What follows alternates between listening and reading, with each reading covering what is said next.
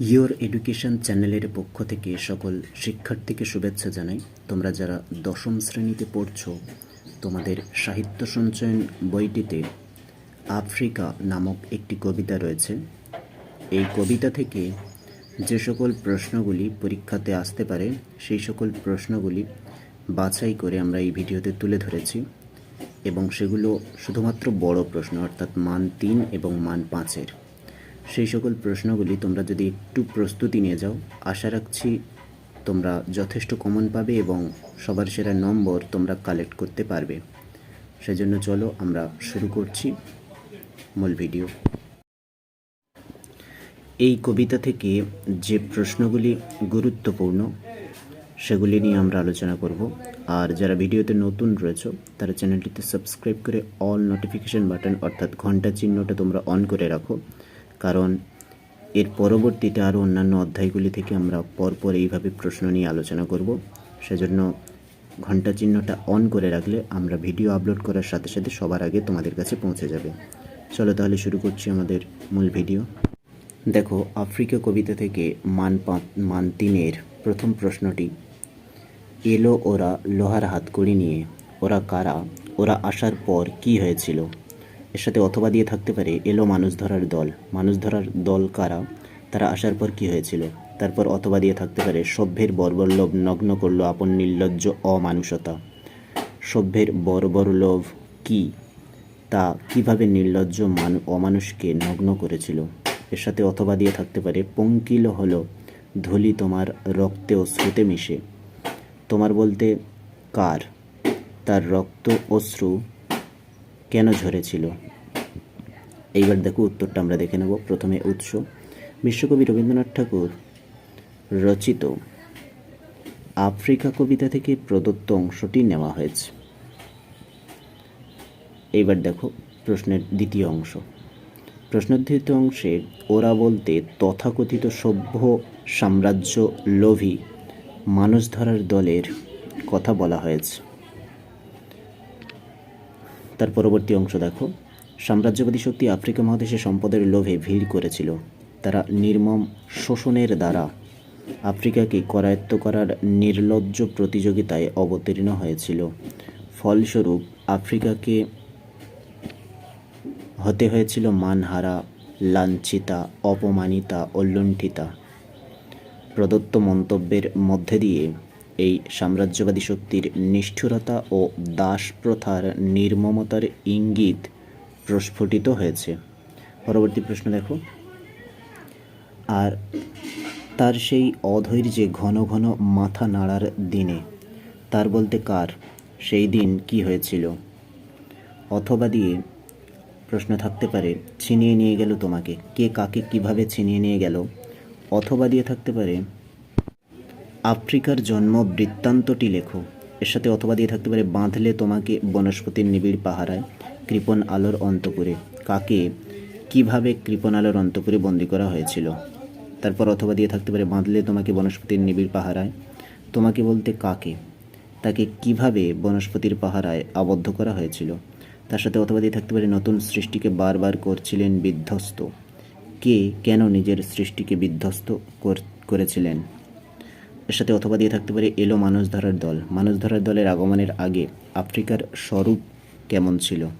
পরের প্রশ্ন দেখো, আফ্রিকা কবিতা পরের প্রশ্ন বলছি, এর সাথে অথবা দিয়ে থাকতে পারে আফ্রিকা কবিতা অনুসারে আফ্রিকা মহাদেশের উদ্ভবের ইতিহাস আলোচনা করো। এইবার আমরা উত্তরটি দেখে নেব। দেখো, প্রশ্নোদ্ধৃত অংশে তার বলতে স্রষ্টার কথা বলা হয়েছে। পরবর্তী অংশ দেখো উত্তরের, বহুকাল পূর্বে স্রষ্টা যখন সৃষ্টিকার্যে রত ছিলেন, সেই আদিম উদ্ভ্রান্ত কালখণ্ডে নিজের সৃষ্টিজনিত অতৃপ্তির কারণে তিনি বারবার সৃষ্টিকর্মকে বিধ্বস্ত করে নিখুঁততর করতে চেয়েছিলেন। সেই দিন রুদ্র সমুদ্রের বাহু প্রাচী ধরিত্রীর বুকের থেকে আফ্রিকাকে বিচ্ছিন্ন করে নিয়ে যায় বনস্পতির নিবিড় পাহারায়। সে পাহারা ছিল নিশ্ছিদ্র আর অভেদ্য, সূর্যালোক পর্যন্ত সেখানে প্রবেশ করতে পারত না। তাই সূর্যরশ্মিবিহীন আফ্রিকার অন্দরমহল ছিল কৃপণ আলোর অন্তপুর। পরের প্রশ্ন দেখো, সমুদ্র পারে সেই মুহূর্তেই তাদের পাড়ায় পাড়ায় পাড়ায় পাড়ায় কাদের পাড়ার কথা বলা হয়েছে, সেখানে কি কি হয়েছিল? উত্তরটা দেখো, প্রশ্নোত্থিত অংশে মানুষ ধরার দল তথা সাম্রাজ্যবাদীদের পাড়ার কথা বলা হয়েছে। উত্তরের পরবর্তী অংশ দেখো, যখন সাম্রাজ্যবাদীদের দল আফ্রিকার ওপর বর্বরচিত অত্যাচার চালাচ্ছে, ঠিক তখনই সমুদ্রের অপর প্রান্তে সাম্রাজ্যবাদীদের পাড়ায় বিরাজ করছে অদ্ভুত বৈপরীত্যময় চিত্র। সেখানে পরম কল্যাণময় দেবতার উপাসনায় মন্দিরে মন্দিরে পুজোর ঘণ্টা বাজছে, নিষ্পাপ শিশুরা নিশ্চিত মনে মায়ের কোলে খেলছে, আর কবির সঙ্গীতে ধ্বনিত হচ্ছে সুন্দরের আরাধনা। পরবর্তী প্রশ্ন দেখো, দাঁড়াও ওই মানহারা মানবীর দ্বারে। মানহারা মানবী কে? তার দ্বারে কেন দাঁড়াতে বলা হয়েছে? উত্তরটা অথবা দিয়ে দেখো, পরের প্রশ্ন থাকতে পারে অথবা দিয়ে। বলো, ক্ষমা করো কার কাছে কেন ক্ষমা চাইতে বলা হয়েছে? উত্তর, সাম্রাজ্যবাদী শক্তির নির্লজ্জ অত্যাচারে আফ্রিকার সম্মান ভুল লুণ্ঠিত, তাই কবি মানহারা মানবীর, মানবী বলতে হৃত সর্বস্ব আফ্রিকাকে বুঝিয়েছেন।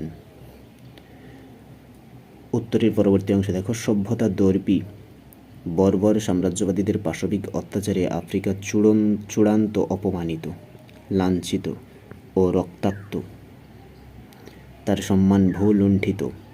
সৃষ্টির এই কালিমা মোচনের দায় সৃষ্টিকর্তারই, তাই কবি যুগান্তের কবিকে আহ্বান করেছেন মানহারা মানবী আফ্রিকার দ্বার প্রান্তে নত মস্তকে দাঁড়িয়ে ক্ষমা প্রার্থনা করার জন্য।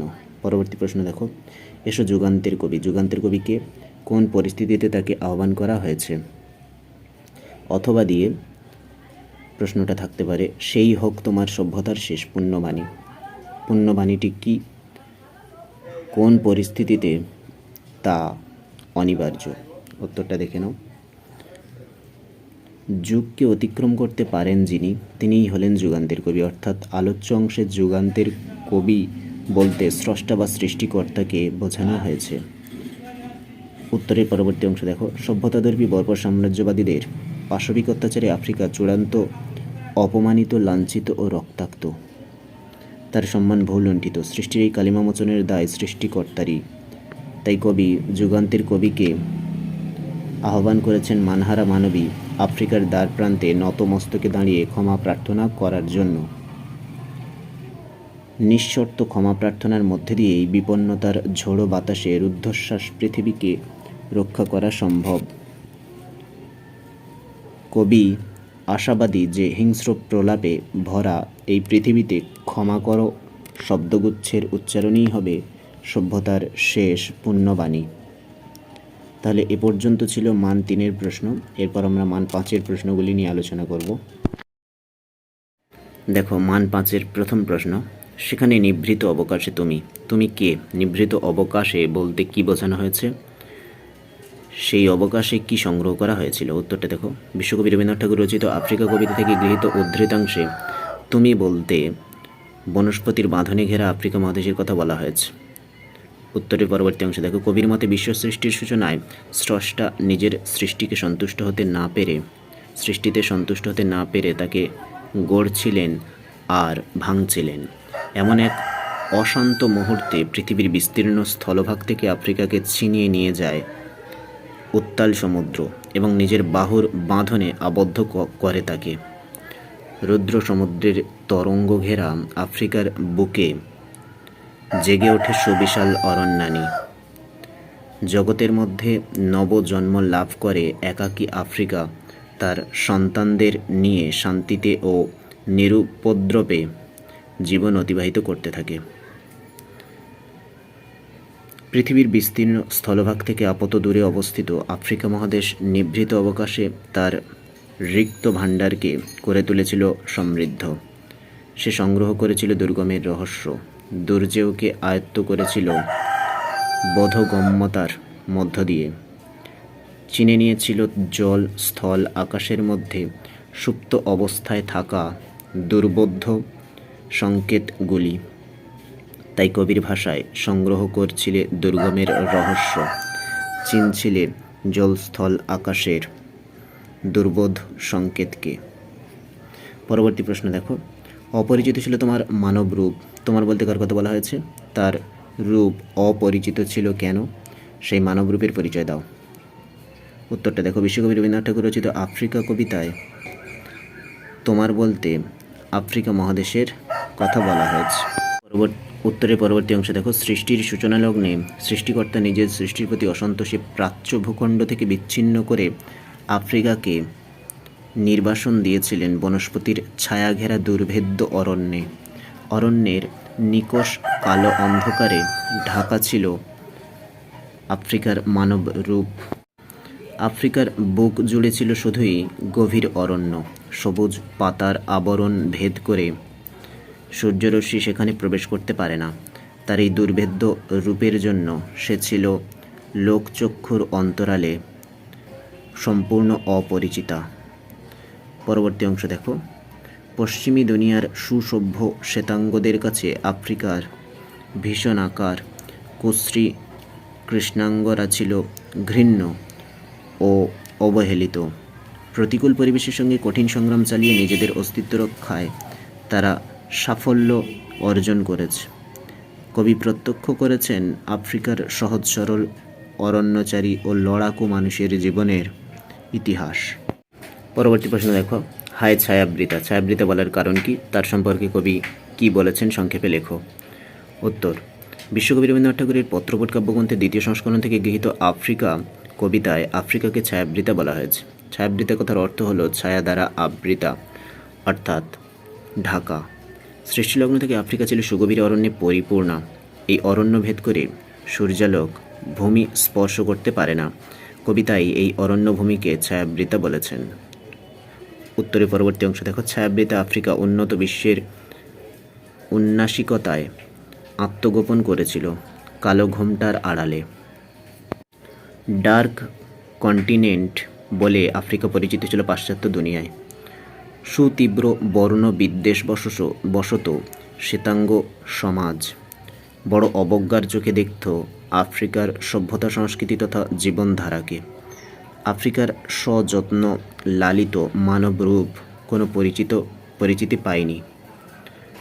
প্রচুর খনিজ ও বনজ সম্পদের লোভে এই উন্নাসিক শ্বেতাঙ্গরাই আগ্নেয়াস্ত্র নিয়ে ঝাঁপিয়ে পড়ে আফ্রিকার বুকে। আফ্রিকার সরল নিষ্পাপ মানুষগুলিকে হাতকড়ি পরিয়ে কৃতদাস রূপে বিক্রি করে দেয়, প্রাণঘাতী যুদ্ধে পাঠায়। নির্লজ্জ নৃশংসতার পরিচয় দিয়ে নির্বিচার লুণ্ঠনে হত্যাকাণ্ডে রচনা করে আতঙ্কের পরিবেশ। রক্ত অশ্রুতে মিশে আফ্রিকা দস্যুদের কাঁটামারা জুতোর তলে বীভৎস এক কাদার পিণ্ডে পরিণত হয়। ছায়াবৃতা আফ্রিকা যাবতীয় আত্মসম্মান হারিয়ে লুণ্ঠিতা কাঙালিনীতে পরিণত হয়। পরবর্তী প্রশ্ন দেখো, আফ্রিকা কবিতা অবলম্বনে রবীন্দ্রনাথের কবি মানসিকতার পরিচয় দাও। উত্তরটা দেখো, রবীন্দ্রনাথ ঠাকুর আফ্রিকা কবিতায় সাম্রাজ্যবাদী শক্তির প্রতি এক কঠিন মানসিকতার পরিচয় দিয়েছেন। এক উদার মানবতাবাদকে জীবনের মূল মন্ত্র হিসেবে দেখেছেন। তাই কবি সাম্রাজ্যবাদের আগ্রাসনকে মানবতার অভিশাপ বলে মনে করেছেন। আফ্রিকার মানবতাবাদকে আক্রান্ত হতে দেখে তার কলম সাম্রাজ্যবাদের সমালোচনায় মুখর হয়ে উঠেছে। উত্তরে পরবর্তী অংশ দেখো, রবীন্দ্রনাথ কবিতার প্রথম পর্বে আফ্রিকার জন্ম ইতিহাস বর্ণনা করেছেন। আদিম যুগে স্রষ্টা যখন নিজের প্রতি অসন্তোষ থেকে সব কিছু আবার নতুন করে সৃষ্টি করছিলেন, ঠিক সেই সময় আফ্রিকা বিচ্ছিন্ন হয়ে যায় সবার থেকে। সেই আফ্রিকার উপর স্বৈরাচারী শক্তি নানা অত্যাচার শুরু করে। সেই সময়টা হলো ইউরোপের সবথেকে বড় কলঙ্কের যুগ, কারণ ইউরোপের মানুষ প্রমাণ করতে ব্যস্ত ছিলেন যে আফ্রিকাবাসী কেবলমাত্র জন্তু শ্রেণীর জীব। আফ্রিকার মানুষের উপর নির্মমভাবে অত্যাচার শুরু হয়েছিল। উপজাতির মানুষদের উপর দিনের পর দিন অমানসিক অবিচার করা হয়েছিল। এই বিষয়কে মাথায় রেখে রবীন্দ্রনাথ লেখেন আফ্রিকা কবিতাটি। রবীন্দ্রনাথ সাম্রাজ্যবাদী শক্তির বিরুদ্ধে অনেক কবিতা লেখেন। আফ্রিকাবাসীর ওপর নির্লজ্জ অত্যাচার দেখে কবি শঙ্কিত হয়েছেন। এই কৃষ্ণাঙ্গের ওপর যে নারকীয় অত্যাচার করা হয়েছিল তা নিঃসন্দেহে অমানবিক, কিন্তু কবি বিশ্বাস করেন এই নির্যাতিত মানুষ একদিন উঠে দাঁড়াবে, সমস্ত পরাধীনতার নাগপাশে থেকে তারা মুক্ত হবে। কবিতার শেষ অংশে রবীন্দ্রনাথ বলেছেন, ক্ষমা করো। হিংসার যাবতীয় উল্লাসকে চাপা দিয়ে সততার শেষ পুণ্যবাণী উচ্চারিত হবে, এটা কবির বিশ্বাস। পরবর্তী প্রশ্ন দেখো, এসো যুগান্তের কবি। কে কাকে যুগান্তের কবি বলেছেন? এই আহ্বানধ্বনির মধ্য দিয়ে কবি কি বোঝাতে চেয়েছেন? এর সাথে অথবা দিয়ে থাকতে পারে, দাঁড়াও এই মানহারা মানবীর দ্বারে। মানহারা মানবীকে কবির এই আহ্বানের কারণ কি? এর সাথে অথবা দিয়ে থাকতে পারে, বলো ক্ষমা করো। কাকে ক্ষমা করার কথা বলা হয়েছে? এই ক্ষমা করা কিভাবে কবিতায় প্রকাশিত হয়েছে? উত্তরটা এবার দেখে নাও। কবি রবীন্দ্রনাথ ঠাকুর আগামী দিনের ক্রান্তিকারী সেই কবিকে যুগান্তের কবি বলেছেন, যিনি বঞ্চিত, লাঞ্ছিত, পীড়িত মানুষের পাশে দাঁড়াবেন। পরবর্তী অংশ দেখো, মানহারা মানবী হলো আফ্রিকা, যে পশ্চিমী সভ্যতার লোভ লালসার শিকার হয়েছে। পরবর্তী অংশ দেখো, ছায়াবৃত আফ্রিকা উপেক্ষিত হয়েছিল ইউরোপীয় সভ্য জাতির দ্বারা। তারা কৃষ্ণকায় আফ্রিকাকে দেখেছিল উপেক্ষার আবিল দৃষ্টিতে। তীক্ষ্ণ নখ যাদের নেকড়ের চেয়ে, তারা আফ্রিকাকে দেখল খাদকের চোখে। সভ্যের বর্বর লোভ থেকে বাঁচল না সে। সভ্যের নির্লজ্জ অমানসিকতা দেখে হতাশ হলো এই মহাদেশের অন্তর আত্মা। এদের ভাষাহীন ক্রন্দনে বাষ্পাকুল হলো অরণ্য পথ। রক্ত ঝরল কৃষ্ণ পৃথিবীর সরল নিষ্পাপ বুক থেকে, অশ্রুতে ভিজল পথ। লেখা হলো অপমানিত নতুন ইতিহাস। সভ্যতার বিবর্তন ঘটে, সময়ের পট পরিবর্তিত হয়। পশ্চিম দিগন্তে দেখা যায় বিক্ষুব্ধ মেঘ। পশ্চিমের গুপ্ত গহ্বর থেকে বেরিয়ে আসে পশুরা। অশুভ ধ্বনিতে তারা ঘোষণা করে দিনের অন্তিম কাল। কিন্তু রবীন্দ্রনাথ মনে করেন অশুভ শক্তির পতন অনিবার্য। কালের রথের চাকার যেমন গমন আছে, তেমন প্রত্যাগমনও আছে। তাই যুগান্তের কবির কাছে প্রার্থনা, দাঁড়াও ওই মানহারা মানবীর দ্বারে, বলো ক্ষমা করো। পরবর্তী অংশ দেখে, হিংস্র প্রলাপের মধ্যে ক্ষমা হয়ে উঠুক বিচারের মানদণ্ড। তাই কবি রবীন্দ্রনাথ যুগান্তের কবির কাছে আহ্বান করেছেন মানহারা মানবীর পাশে দাঁড়াতে। আর হিংস্র প্রলাপের মধ্যে ক্ষমা হয়ে উঠুক বিচারের মানদণ্ড। তাই কবি রবীন্দ্রনাথ যুগান্তের কবির কাছে আহ্বান করেছেন মানহারা মানবীর পাশে দাঁড়াতে, আর অনুরোধ করেছেন হিংসার বিরুদ্ধে প্রতিহিংসাকে দাঁড় না করিয়ে ক্ষমার আদর্শকে তুলে ধরতে। তাহলে এগুলোই ছিল আমাদের মূল প্রশ্নের আলোচনা।